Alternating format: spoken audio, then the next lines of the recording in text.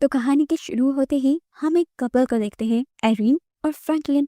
इनकी शादी को लगभग 50 साल गुजर गए थे और ये आज भी बहुत खुश थे। फ्रैंकलिन नोटिस करता है कि एरिन यानी उसकी वाइफ आज खाना नहीं खा रही और ये देखकर वो परेशान हो गया क्योंकि उसे लग रहा था कि एरिन की तबीयत खराब है। इस टाइम पर एरिन उससे तारों को देखने की ख्वाहिश करती है और ये लोग बाहर निकलने के बजाय एक बेसमेंट में चले जाते हैं। ऐसा लग रहा था कि जैसे ये बेसमेंट इन्होंने सभी लोगों से छुपा कर रखी हो। काफी सारी चीजें हटाने के बाद इन्होंने इस बेसमेंट का दरवाजा खोला। इन लोगों ने नीचे बेसमेंट में उतरकर एक लंबी टनल को पार किया और फिर पहुंच गए एक अजीब से कमरे में। इस कमरे में आते ही इन्होंने कुछ दबाया और ऊपर की तरफ से हमें तेज रोशनी आती दिखाई दी। कमरे की जमीन जोर से हिली और ये लोग किसी अजीब सी जगह पर पहुंच गए। ऐसा लग रहा था कि वो कमरा कोई टेलीपोर्टर था। इस टाइम ये लोग एक ऑब्जर्वेशन डेक पे थे जहाँ पर एक ग्लास लगा था और ग्लास के दूसरी तरफ इन्हें बहुत ही खूबसूरत नजारा दिखाई दे रहा था।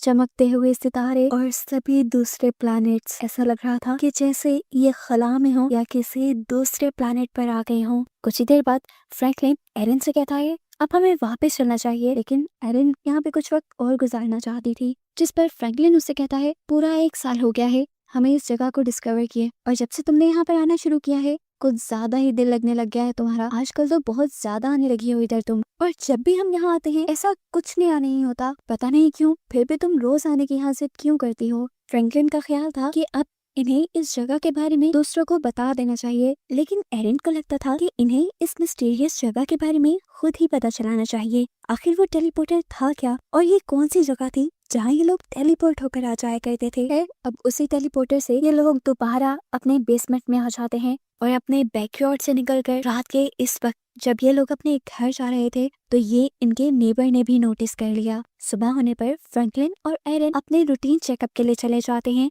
जबकि उनका नेबर बैरन जो उनके ऊपर नजर रखे हुए था वो अपनी वाइफ से कहता है मुझे लग रहा है ये दोनों कुछ छुपा रहे हैं। रात भी ये लोग गार्डन में थे, पता नहीं ऐसा क्या है इनके गार्डन में जो हर रोज रात को ये वहाँ चले जाते हैं। बैरन की वाइफ थक चुकी थी अपने हस्बैंड की ऐसी बातों से, कहती है बस भी करो यार, दूसरों पे नजर रखना, कभी अपने घर के बारे में भी सोचा करो। यहाँ पर इन्हीं की बातों से हमें पता चलता है कि बैरन शहर का काउंसिल बनने के लिए एक कैंपेन चला रहा है और उसकी वाइफ ये बात जानती है कि वो ये काम नहीं कर पाएगा, यानी वो काउंसिल नहीं बन पाएगा। अब सीन कट होकर एरिन को हम डॉक्टर के पास देखते हैं जहाँ पर डॉक्टर एरिन से नॉर्मल क्वेश्चनिंग कर रही थी कि आप आजकल डाइट कैसे ले रही हैं, एक्सरसाइज कर रही हैं या नहीं, और आपकी फिजिकल थेरेपी कैसी जा रही है। डॉक्टर नोटिस करते हैं कि एरिन इन सब का जवाब देने से अवॉइड कर रही थी। इसका मतलब था कि सब ठीक नहीं है, इसी वजह से उसकी तबीयत और बिगड़ती जा रही है। जिस पर अब डॉक्टर एरिन को सजेस्ट करती हैं कि आपको एक केयर टेकर रख लेनी चाहिए क्योंकि फ्रैंकलिन अब अकेले आपकी सारी जिम्मेदारी नहीं उठा सकते। जब तक एरिन का चेकअप हो रहा था फ्रैंकलिन अपनी ग्रैंड डॉटर से मिलने गया था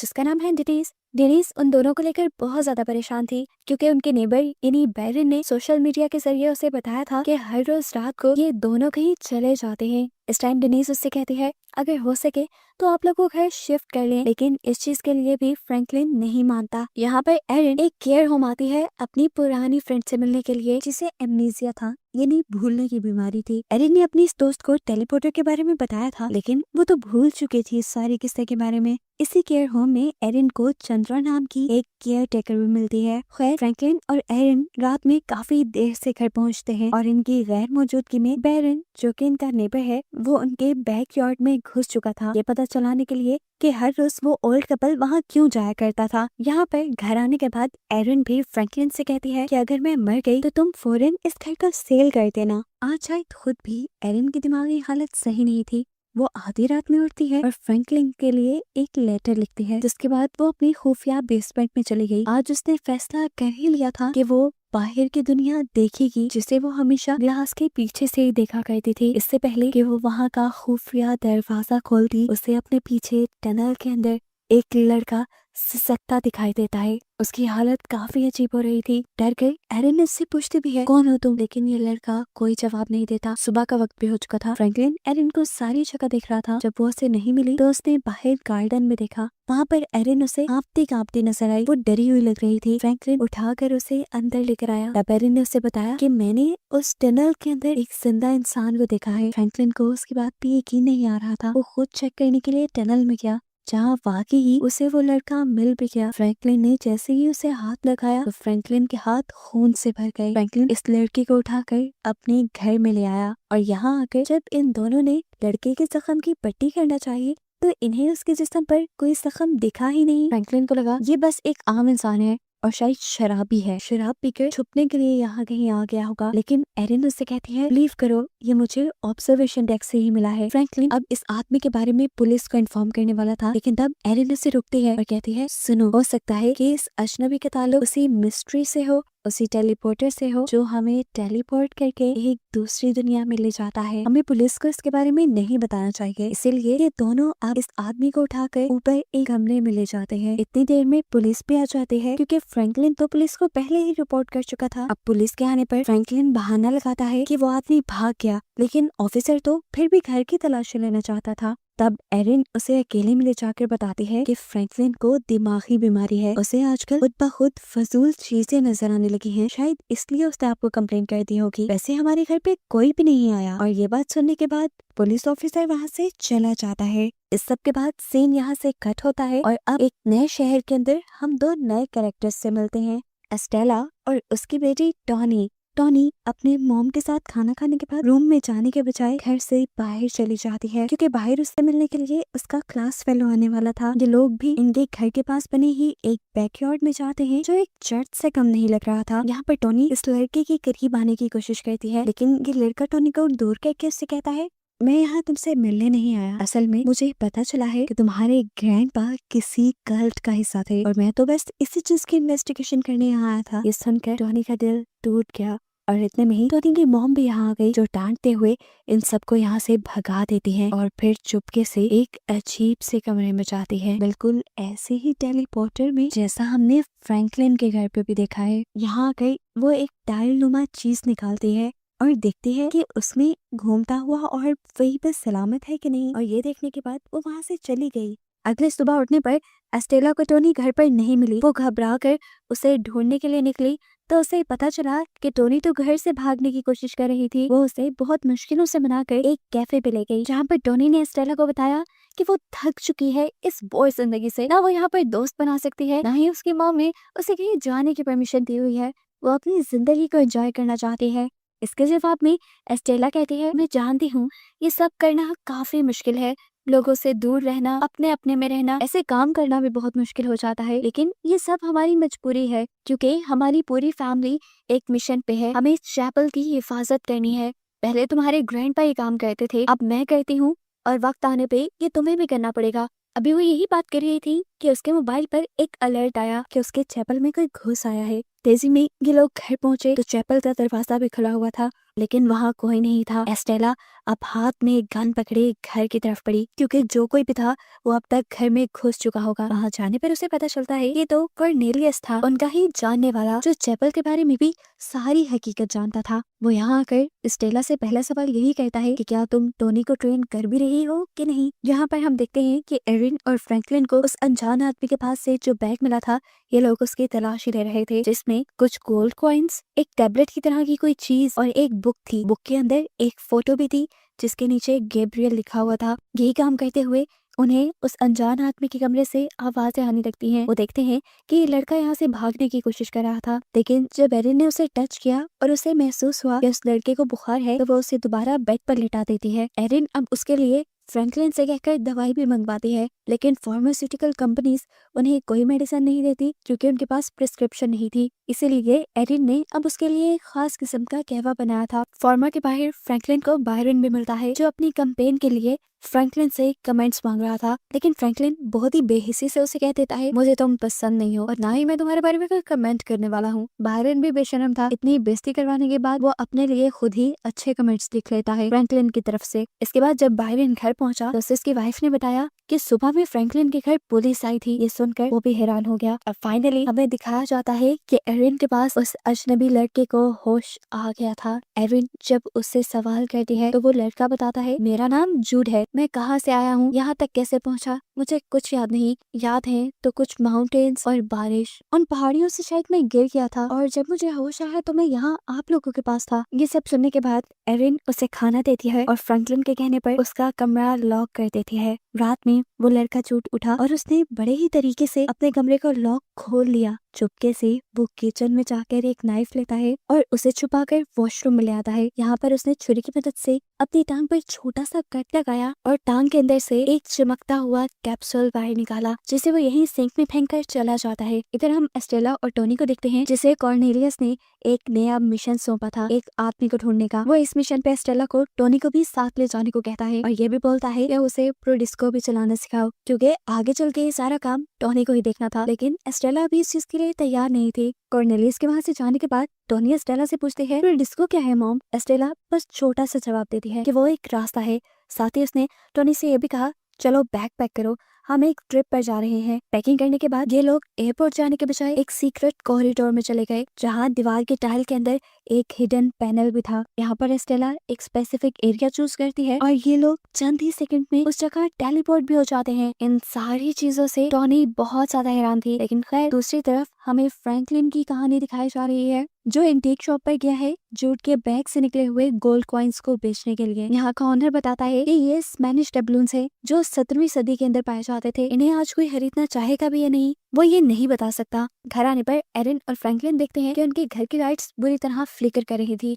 उन्हें लगा कि इस सब के पीछे जूड होगा, लेकिन जूड तो अपने कमरे में था। ये लोग अब जूड को बाहर घुमाने फिराने का फैसला करते हैं, लेकिन कार का सफर करते ही जूड को वॉमिटिंग होना शुरू हो गई। इन सारी अजीबोगरीब चीजों से अब फ्रैंकलिन काफी ज्यादा थक गया था। उसने अब फैसला किया कि वो जूड को अपने साथ नहीं रखेगा, इसलिए वो जूड को सुबह सुबह अपनी कार में बिठाकर एक बस स्टेशन ले जाता है और कुछ पैसे देते हुए से कहता है कि दूर चले जाओ हमारी जिंदगी से। जूड ने यहाँ उसे कोई जवाब नहीं दिया, पैसे पकड़े और कार से निकल गया। इससे पहले कि वो किसी बस में बैठ जाता, फ्रैंकलिन के दिमाग में कोई सोच आई और उसने आवाज देकर जूड को रोक लिया। घर पर हम देखते हैं कि एरिन जूड के ही कमरे की तलाशी ले रही थी, जहाँ उसे एक जार के अंदर एक अजीब चमकता हुआ स्फीयर मिला। वो हैरान थी, ये चीज क्या हो सकती है। इसे चेक करने के लिए वो जब सोफे पर बैठकर उस चीज को टेबल पर रखती है तो हैरान कुन तौर पर उसके नीचे से टेबल ही गायब हो जाता है। अभी वो इन्हीं सब चीजों को लेकर हैरान थी कि उसने देखा कि उसके घर उसकी ग्रैंड डॉटर डिनीज आ गई है, जिससे जल्दी से वो ये स्फीयर छुपा लेती है। लेकिन फिर भी कितनी चीजें वो छुपाएगी। डिनीज के हाथ लग जाती है जूड की बुक, जिसके अंदर से एक पिक्चर मिली थी। जब इसके बारे में डिनीज एरिन से कोई सवाल करती है तो एरिन बहाना बना देती है, अरे ये बुक मैंने सेकंड हैंड ली थी और जब मैंने ये बुक ली तब इसके अंदर ये तस्वीर पहले से ही थी। इतने में हम देखते हैं कि फ्रैंकलिन और जूड भी घर वापस आ गए थे। डिनीज जब इसके बारे में सवाल करती है, अरे ये लड़का कौन है, तब फ्रैंकलिन बताता है ये हमारा केयर टेकर है। लेकिन डिनीज को इनकी किसी बातों पे फिलहाल एतबार नहीं हो रहा था। ये बात तो वो जान गई थी कि जरूर कुछ ना कुछ तो गड़बड़ है, इसलिए खाना खाने के बाद वो अपने शहर वापस नहीं लौटती, बल्कि अपने ग्रैंडपा के टाउन में किसी दोस्त के घर रुक जाती है, ताकि सुबह होने पर वो सभी ऊटपटांग चीजों पर इनकी नजर रख सके। जबकि यहाँ एरिन, फ्रैंकलिन और जूड बातें कर रहे थे, जहाँ एरिन जूड को बताती है कि उसका बेटा भी था जिसने खुदकुशी कर ली जब उसकी बेटी डिनीज सिर्फ 5 साल की थी। ये बताते हुए एरिन थोड़ा उदास हुई थी। उसकी उदासी को कम करने के लिए जूड अब उसे बताता है कि बुक में जो आपको गैब्रियल नाम के बंदे की पिक्चर मिली है, असल में वो मेरे डैड है और वो मुझे तब छोड़ गए थे जब मैं बहुत छोटा था। जूड को लगता है कि उसे यहाँ पर स्पेशली भेजा गया है अपने डैड को ढूंढने के लिए। एरिन कहती है, अगर ऐसी ही बात है तो मैं उसे ढूंढने में तुम्हारी मदद जरूर करूंगी। यहाँ बाथरूम में दिखाया जाता है कि फ्रैंकलिन को खून से सनी हुई वही छुरी नजर आई जिससे जूड ने अपनी टांग पे कट लगाया हुआ था। साथ ही उसे सिंक में वो कैप्सूल भी नजर आ गया। उसने जब टैप ऑन की हुई थी तब वो कैप्सूल और उसमें से निकली हुई चीजें ऐसे जगमगाने लगी थी जैसे वो स्टार्स हो। वो इन सारी चीजों को देखना चाहता था, इसीलिए वो टैप बंद करता है, लेकिन अनफॉर्चुनेटली वो सारी चीजें भी यानी वो ग्लोइंग ऑब्जेक्ट्स भी पानी के साथ बहकर चले जाते हैं और वो कुछ दिख नहीं पाता। यहाँ पर अब बायरन अपने कैंपेन्स के पोस्टर्स लगा रहा था, लेकिन तभी उसे कमेटी से कॉल मिलती है और उसे एक बुरी खबर ये दी जाती है कि वो अब अपनी कैंपेन को आगे रन नहीं कर सकता, क्योंकि उसके कैंपेन पेपर्स पे बहुत से लोगों के फेक सिग्नेचर्स मिले हैं। और ये तो हमने देखा भी था, जैसे फ्रैंकलिन के सिग्नेचर उसने खुद कर दिए थे। अब चलाने को कैंपेन तो थी नहीं बैरन के पास, उसने सोचा तो कुछ और ही कर लिया जाए। कुछ और क्या करना था। फ्रैंकलिन के घर के बारे में तो हमेशा से उसे सस्पेंस रहता था, इसीलिए चला गया वो फ्रैंकलिन के शेड में, जहाँ उसे फाइनली वो सीक्रेट डोर भी मिल गया जिसके अंदर वो सीक्रेट टनल और टेलीपोर्टर था, जो टेलीपोर्टर बैरन ने भी देख लिया, लेकिन अभी इसकी सच्चाई उसे नहीं पता। सुबह होने पर यहाँ पे जूड वही ग्लोइंग स्फीयर लेकर गार्डन में आ जाता है जो ग्लोइंग सफेयर एरिन को मिला था। गार्डन में गड्ढा खोदते हुए वो जब इसे छुपा रहा था तो तब बैरन ने भी उसे देख लिया।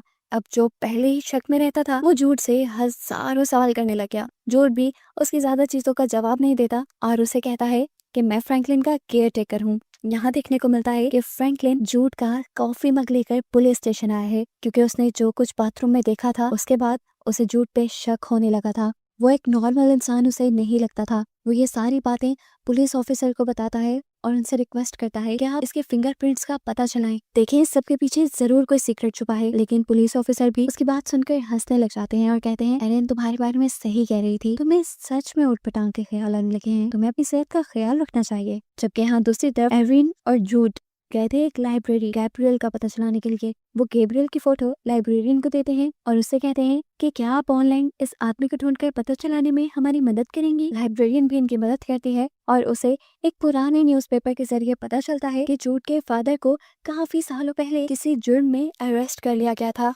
और अब उन्हें एमनीसिया भी है, यानी भूलने की बीमारी भी है। यानी जूड अपने बारे में अपने फादर से भी पता नहीं चला सकता था कि वो कौन है, कहाँ से आया है और यहाँ क्यों है। अब सब लोग घर पर वापस आ जाते हैं। यहाँ पर फ्रैंकलिन और एरिन की लड़ाई होने लगी है, क्योंकि एरिन ने पुलिस से फ्रैंकलिन के बारे में झूठ बोला था कि वो पागल हो गया है। लेकिन एरिन इस सब का कोई जवाब नहीं देती। तब फ्रैंकलिन कहता है, देखो एरिन, समझने की कोशिश करो, वो इंसान कभी हमारे बेटे की जगह नहीं ले सकता। हमारा बेटा मर चुका है। लेकिन एरिन उसकी किसी बात को सुनने को तैयार नहीं थी। गुस्से में फ्रैंकलिन अपना गुस्सा कंट्रोल करने के लिए कार लिए लॉन्ग ड्राइव पे निकल जाता है, जहाँ रास्ते में उसने जाते हुए देखा कि बायरन यानी उसका नेबर अपने सारे कैंपेन साइंस जला रहा था। फाइनली अब हम दोबारा देख पाते हैं एस्टेला और निक को, जो यूएस के अंदर एक खास आदमी के पास गए हैं। वो आदमी इनके दिए गए खास कोड को सर्च करके इन्हें एक स्पेसिफिक एरिया बताता है, जहाँ पर इन्हें वो इंसान मिल सकता था जिसकी इन्हें तलाश थी। लेकिन इतने बड़े शहर के अंदर एक इंसान को ढूंढना बिल्कुल आसान नहीं था। इसीलिए ये लड़का जो अभी इनकी मदद कर रहा था वो भी अपनी एक खास वैन के जरिए इनके साथ जाने का डिसाइड करता है, क्योंकि अपनी वैन के जरिए वो उस इंसान को ट्रैक कर सकता था। उसकी बस में सफर करते हुए तो उन्हें नोटिस करती है कि उसकी इस बस के अंदर बहुत सारी गन और चीजें भी हैं। यहाँ एरिन और फ्रैंकलिन के घर पर हम चंद्रा नामी नर्स से मिलते हैं। चंद्रा वही नर्स थी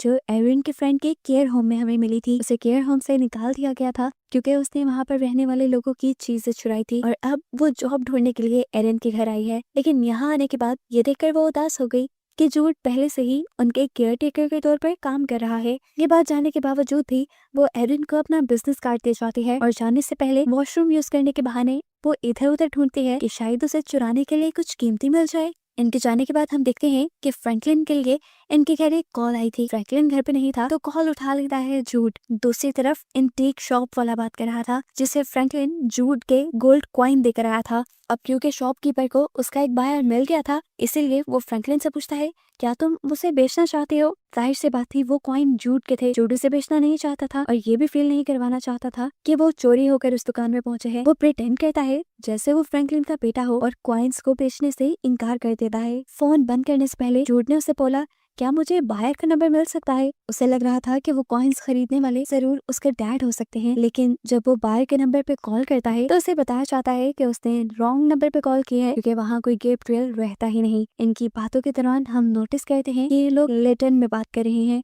और कुछ बातें तो ऐसी भी हैं जो ऑस्ट्रेलिया और कॉर्नेलियस के दरमियान भी हुई थी। खैर फोन कट जाता है और रात भी हो जाती है। रात होने पर जब जूड अपना टैबलेट पूरे घर में तलाश करता है तो वो उसे कहीं नहीं मिल रहा था और तब उसे लगा कि जरूर चंद्रा ही उसे चोरी करके ले गई होगी। इसीलिए वो एरिन से चंद्रा का बिजनेस कार्ड लिए उसे ढूंढने के लिए निकल जाता है। अब क्योंकि रास्ते उसे यहाँ के पता नहीं थे, चंद्रा को तो ढूंढ नहीं पाया, लेकिन एक बार में चला गया जहाँ पर डिनीस भी थी। यहाँ डिनीस के साथ वो काफी एंजॉय करता है और थोड़ी ही देर में शहर के रंग में भी ढल जाता है। फाइनली अब तो उसने स्टेज पे परफॉर्म करने का भी डिसाइड कर लिया था। वो जब लैटिन में एक स्लो सॉन्ग गाता है तो सारे एकदम उसे देखने लग जाते हैं। किसी को समझ नहीं आ रहा था वो गा क्या रहा है, लेकिन वो बहुत खूबसूरत गा रहा था जिसे सब एंजॉय कर रहे थे। और फिर गाना खत्म करने के बाद जब उसने सबको देखा तो उसे अपना आप बहुत वियर्ड लगने लगा, अजीब लगने लगा। इसीलिए डेनिस की नजर से बचते हुए वो बाहर से चला गया। यहाँ पर गेमिंग जोन में हमें दिखाया जाता है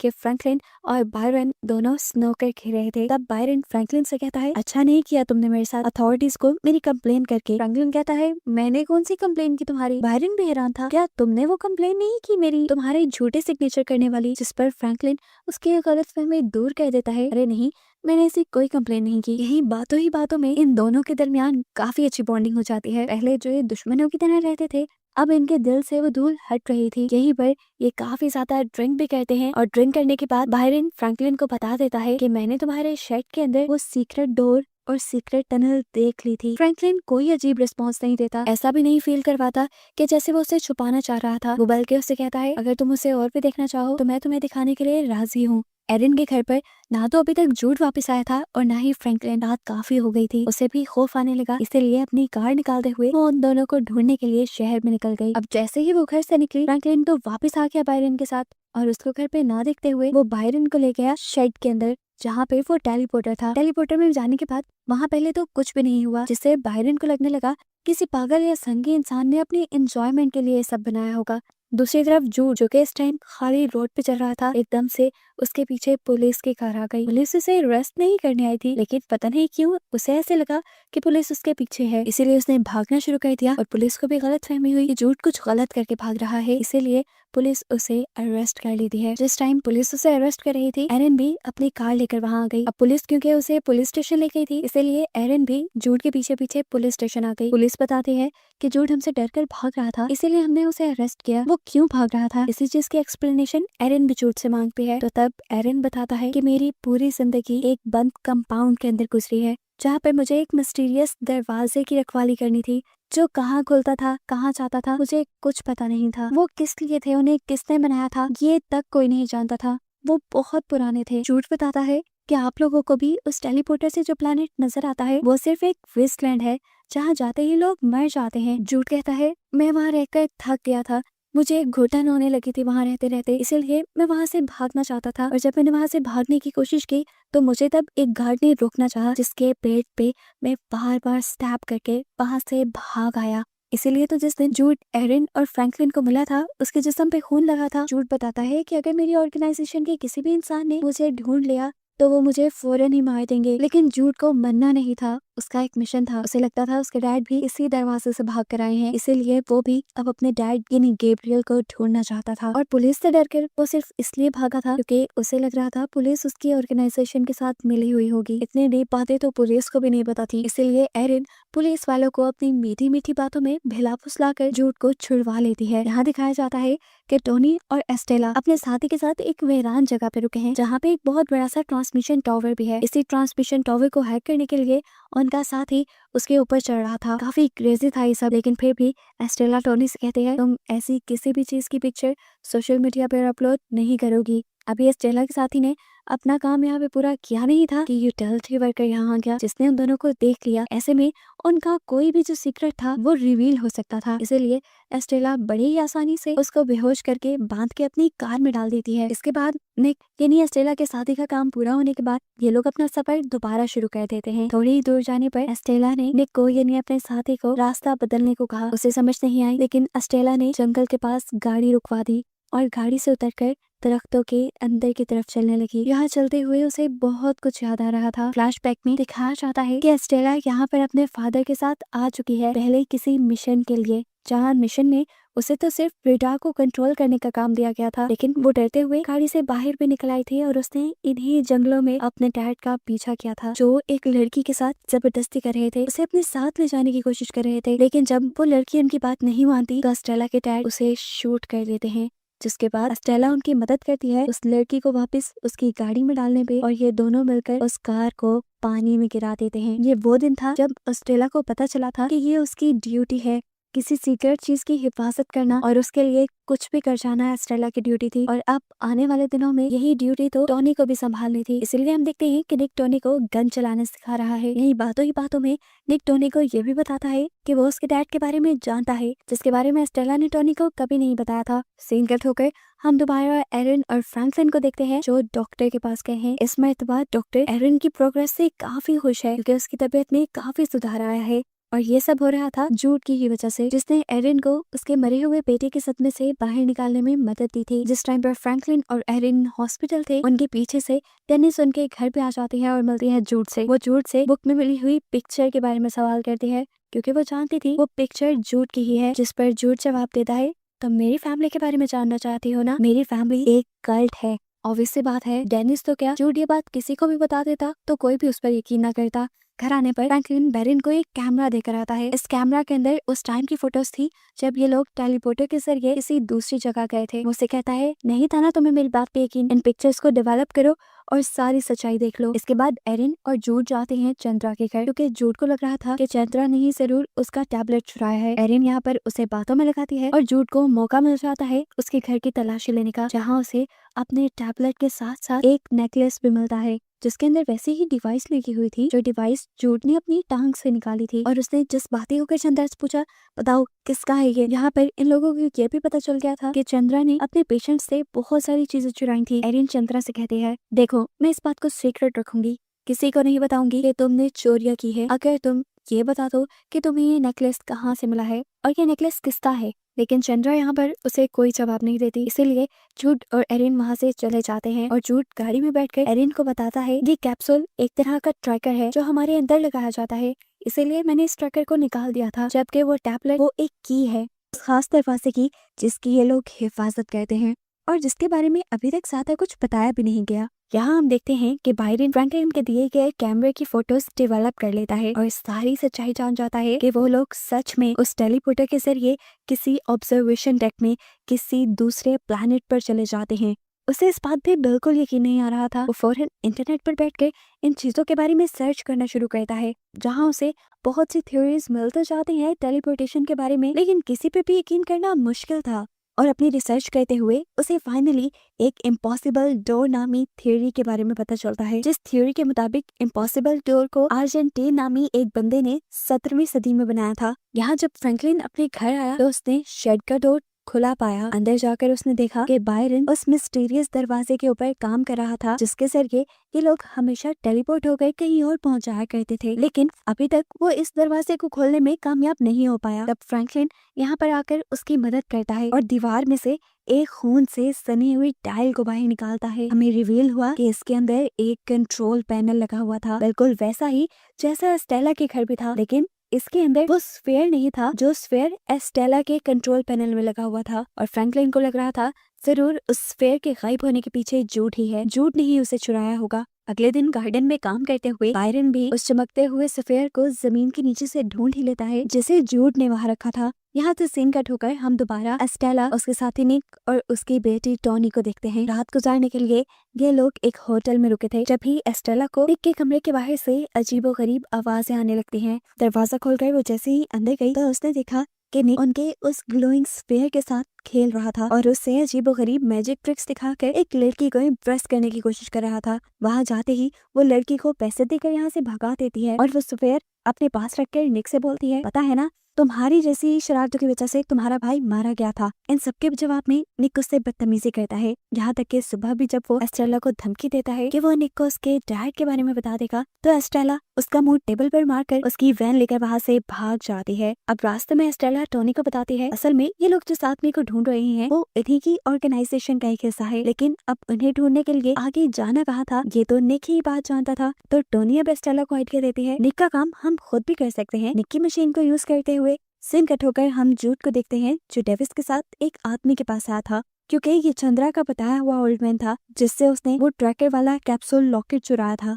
जूड को लगता था कि वो नेकलेस उसके डैड का होगा और जरूर वो इस नेकलेस की मदद से अपने डैड का पता चलवा लेगा, लेकिन उस आदमी के घर जाकर तो पता चला कि वो लॉकेट उस आदमी के भी डैड का था जो कि एक ट्रक ड्राइवर थे। एक दिन ट्रक चलाते हुए किसी अनजान आदमी ने उनसे मदद मांगी, उन्होंने लिफ्ट भी दे दी और फिर उस अनजान आदमी ने अपने टांग को काट कर उसके अंदर से ये कैप्सूल निकाल कर इस ट्रक में छोड़ दिया और फिर वो भाग गया। ये सुनकर जूड की सारी उम्मीदें खत्म हो गई थी कि अब वो अपने डैड गैब्रियल को कैसे ढूंढेगा, क्योंकि ट्रैकर तो वो एक अनजान ट्रक में उतार कर छोड़ गए थे। घर पर फ्रैंकलिन को बायरन एक स्फेयर दिखाता है ये वही सफेयर था जो उस कंट्रोल पैनल के अंदर रखना था। बैरन तो बहुत एक्साइटेड था इसे ट्राई करने के लिए, लेकिन फ्रैंकलिन नहीं। फ्रैंकलिन उससे कहता है तुम अकेले ही इसे ट्राई कर लो। इसलिए बैरन खुद ही शर्ट के अंदर चला जाता है वो सफेयर उस कंट्रोल पैनल में डालने के लिए, लेकिन सफेयर को कंट्रोल पैनल में डालने के बाद भी वहाँ कुछ नहीं होता। यहाँ पुलिस स्टेशन में जूड की काफी सारी इलीगल एक्टिविटीज की पुलिस को रिपोर्ट मिली थी।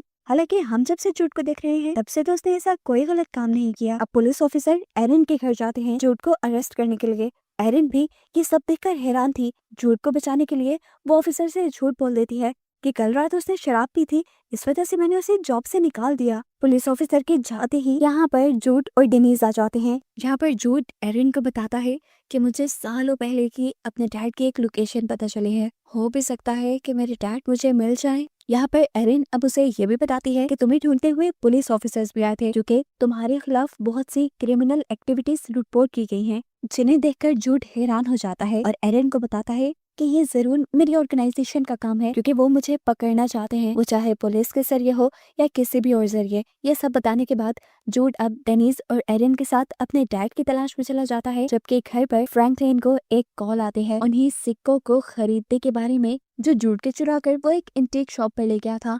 इस मर्तबा उन कॉइन्स को खरीदने के लिए एक बायर आया था जो पोटेंशियली उसे खरीदना भी चाहता था और ये भी जानना चाहता था कि आखिर इतने रेयर कॉइन्स फ्रैंकलिन को मिले कहाँ से। इस चीज का जवाब तो फ्रैंकलिन के पास था नहीं, इसलिए नर्वस होकर उसने फोन काट दिया। ठीक इसी टाइम पर बायरन भी उसे बुलाने के लिए आ गया क्योंकि वो उसे बताना चाहता था उसने टेलीपोर्टर के साथ एक जनरेटर लगा दिया था। वो ऑर्ब उस दिन इसलिए नहीं चला था क्योंकि उसके अंदर पावर कम थी। जैसे ही वो इस ऑर्ब को जनरेटर से एनर्जी देता है, एकदम से एक बहुत बड़ी शॉकवेव पूरे एरिया से गुजरती है। हर जगह की लाइट्स फ्लिकर करने लग जाती हैं, कुत्ते भी भौंकना शुरू हो जाते हैं, कार के अलार्म भी बजने लगे, यहाँ तक कि एस्टेला और टॉनी जिस ट्रक के अंदर थे उस ट्रक में भी ये शॉक वेव फील की गई थी। खैर यहाँ दिखाया जाता है कि फाइनली अब उस टेलीपोर्टर के जरिए फ्रैंकलिन और बायरन उस ऑब्जर्वेशन डेक के अंदर पहुंच चुके हैं जहाँ पर फ्रैंकलिन और एरिन कई मर्तबा आए हैं। बायरन ये सब अपनी आंखों से देखकर हैरान था, सामने का नजारा बहुत खूबसूरत था। फ्रैंकलिन यहाँ बैरन से कहता है कभी भी मेरे अंदर इतनी हिम्मत नहीं आई कि मैं इस ऑब्जर्वेशन डेक से बाहर कहीं चला जाऊं, लेकिन अब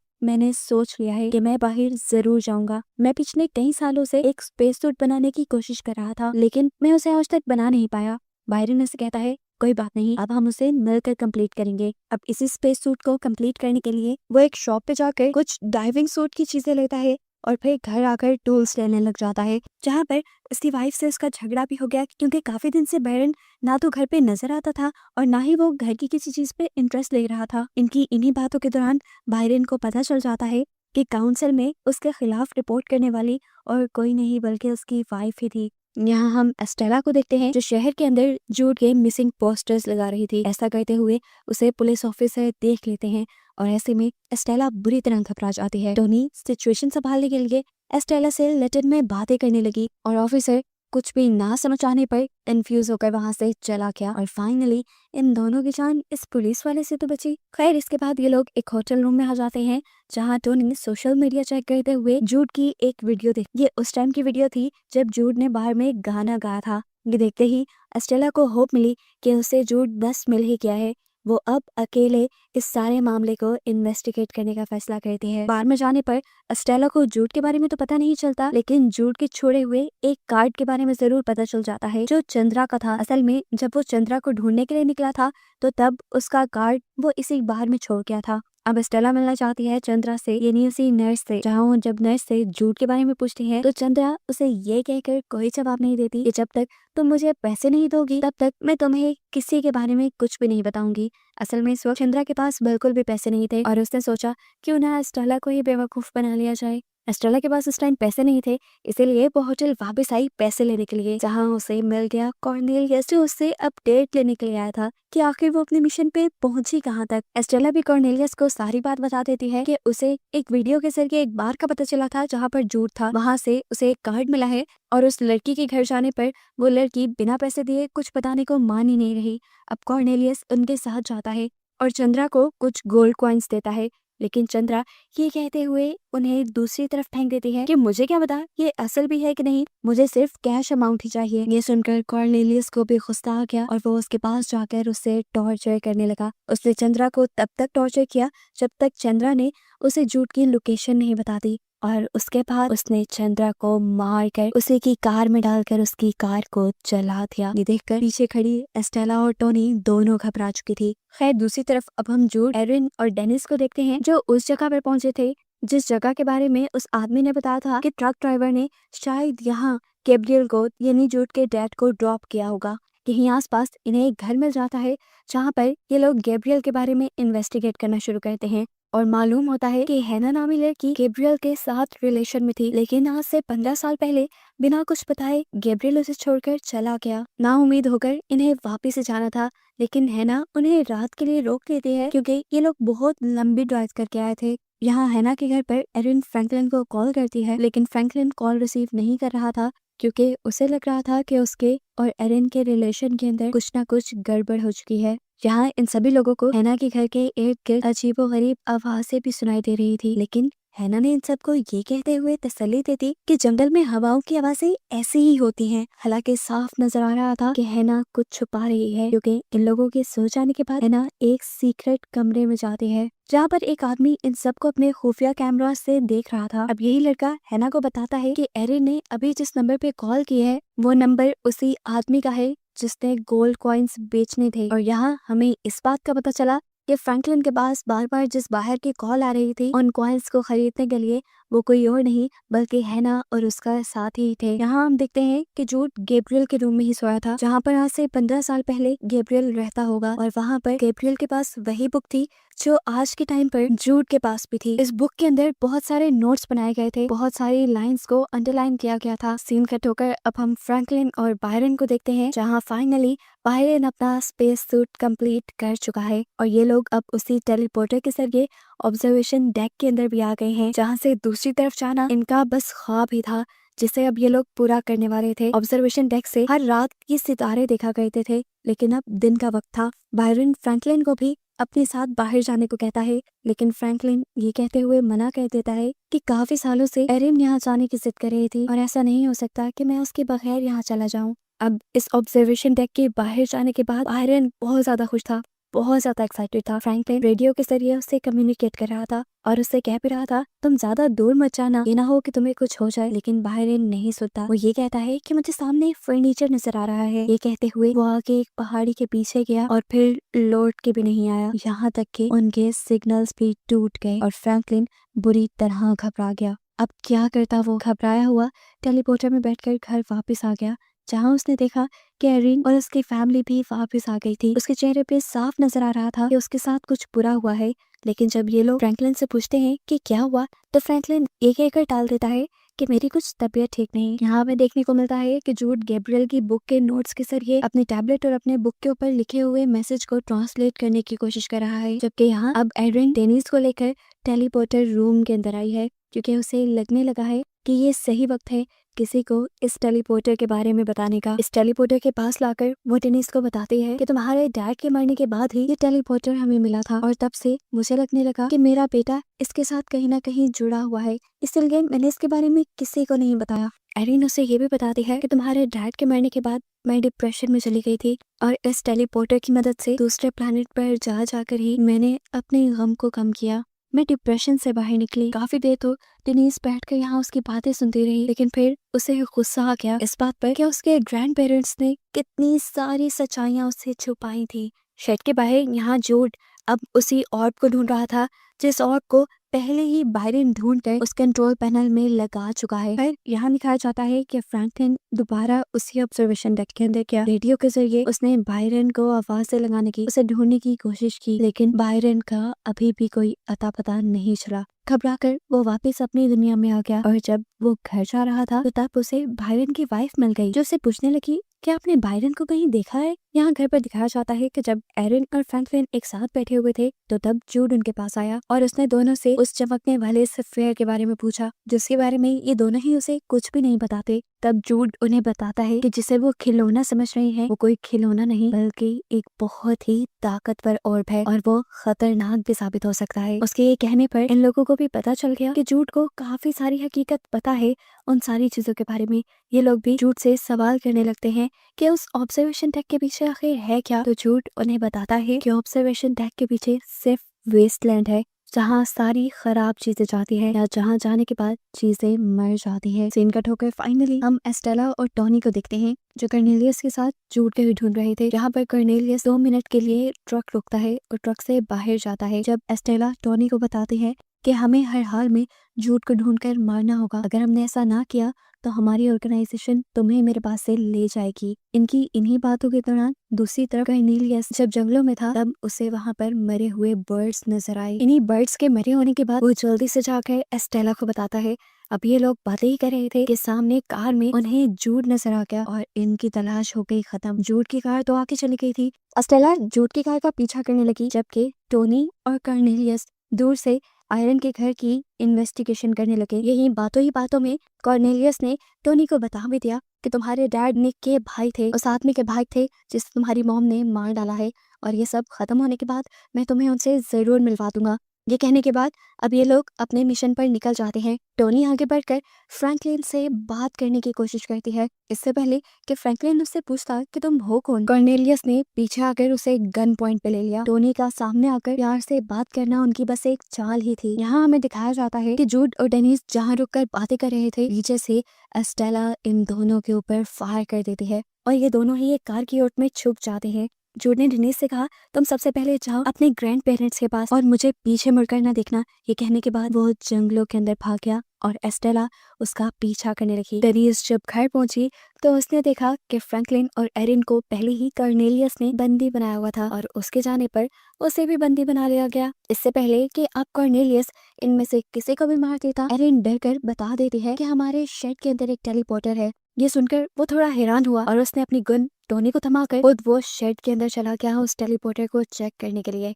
टोनी को ऐसे इन लोगों को बांध कर रखना अच्छा नहीं लग रहा था। थोड़ी सी हिम्मत जुटाने के बाद वो इन लोगों को छुड़ाने की जैसे ही कोशिश करती है तो उसी वक्त कॉर्नेलियस वापस आ जाता है। अब कॉर्नेलियस के लिहाज से क्योंकि टोनी एक जुर्म करने जा रही थी इसीलिए कॉर्नेलियस पहले उसे ही सजा देने लगा और इसी दौरान हमने देखा कि डेनिस अपनी चाबियों की मदद से इन सबके हाथ छुड़वा चुकी थी। यहाँ दिखाया जाता है कि एस्टेला अभी भी जूड का जंगल में पीछा कर रही थी। तभी उसे कॉर्नेलियस की कॉल आई कि तुम बस जंगल में एक ऐलान करो कि अगर जूड एरिन की फैमिली को बचाना चाहता है तो फौरन अपने आप को सरेंडर कर दे, नहीं तो उसकी पूरी फैमिली मार दी जाएगी। ना चाहते हुए भी उन लोगों को बचाने के लिए जूड को सामने आना पड़ा और एस्टेला उसे खींचते हुए अपने साथ ले जाने लगी। तब जूड ने उससे कहा मुझे तुम बचपन से याद हो, तुम्हारा मेरा बचपन से कोई लिंक है। मुझे याद है तुम अपने घुटनों के पल बैठे मेरी माँ से कोई भीख मांग रही थी और उस टाइम कोई फेस्टिवल कोई सेरेमनी चल रही थी हमारी ऑर्गेनाइजेशन में। एस्टेला उसके इस टाइम किसी बात का कोई जवाब नहीं देती और उसे अपनी वैन में डालकर एरिन के घर ले आती है। जहाँ जाते ही कॉर्नेलियस जूड को एक जोरदार पंच करता है और उसे कहता है तुम्हें उसी ने भेजा है ना। अब जूड को भेजा किसने था ये एक नई मिस्ट्री थी, लेकिन कॉर्नेलियस और एस्टेला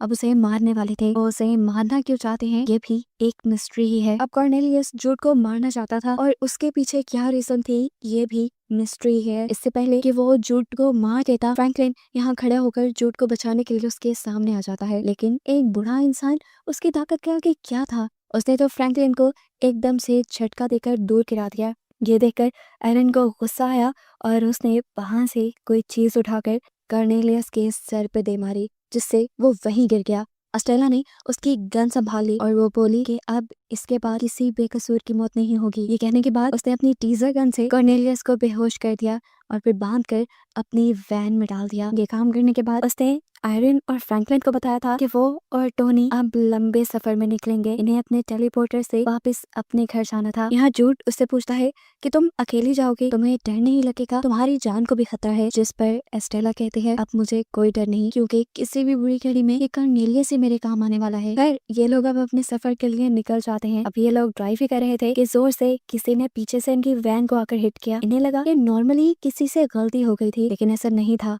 कोई जानबूझकर ये सब कर रहा था। इसी कार ने इस साइड से आकर जब ट्रक को हिट किया तो ट्रक डिसबैलेंस होकर साइड पे ग्राउंड में गिर गया और फिर ट्रक में से निकलकर आदमियों ने एस्टेला और टोनी को बंदी बना लिया। हमें देखने को मिला कि उस कार के अंदर और कोई नहीं बल्कि हैना थे जिसके घर गैब्रियल भी रहकर आया था और जिसने एरिन और उसकी फैमिली को एक रात के लिए अपने घर भी रोका था। वो यहाँ पर कॉर्नेलियस को हेलो कहते हैं और सीन यहीं से कट होकर हमें दोबारा एरिन की फैमिली को दिखाया जाता है। यहाँ पर जो उस टेलीपोर्टेशन मशीन को ठीक कर रहा था वो दिखाता है कि उसके पास जो टैबलेट था वो असल में इसी कंट्रोल पैनल का एक पार्ट था, एक कीबोर्ड था जिसकी मदद से वो इस टेलीपोर्टर की लोकेशन को कहीं पे भी सेट कर सकते थे और हम जूड को जहाँ जाना था वो वहाँ भी जा सकता था। फाइनली वो यहाँ सबको एक गुड बाय कहता है और ये सभी के लिए एक इमोशनल मोमेंट बन जाता है। उसके जाने से पहले टिनीज उससे कहते हैं मैं भी तुम्हारे साथ जाऊंगी। जूड ने भी उसे मना नहीं किया और कुछ ही सेकंड में ये टेलीपोर्टर से गायब हो गए।